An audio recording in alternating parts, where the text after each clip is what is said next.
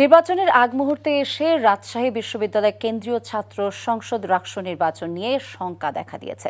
শিক্ষক কর্মকর্তা এবং কর্মচারীদের কমপ্লিট শাটডাউন কর্মসূচির প্রেক্ষিতে এই শঙ্কা দেখা দিয়েছে।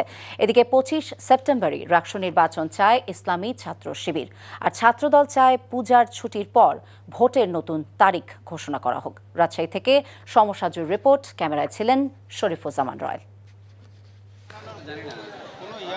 কয়েকজন শিক্ষার্থীর হাতে রাজশাহী বিশ্ববিদ্যালয়ের উপাচার্য ও কর্মকর্তা লাঞ্ছিতের বিচার দাবিতে ক্যাম্পাসে অচল অবস্থা দেখা দিয়েছে। জাতীয়তাবাদী শিক্ষক ফোরাম সোমবার থেকে ক্লাস পরীক্ষা বর্জন সহ সব ধরনের কর্মকাণ্ড থেকে বিরত রয়েছে। একই দাবিতে কমপ্লিট শাটডাউন কর্মসূচি পালন করছে কর্মকর্তা কর্মচারীরা। দাবি আদায়ে আজ তারা ক্যাম্পাসে মানববন্ধনও করেছে।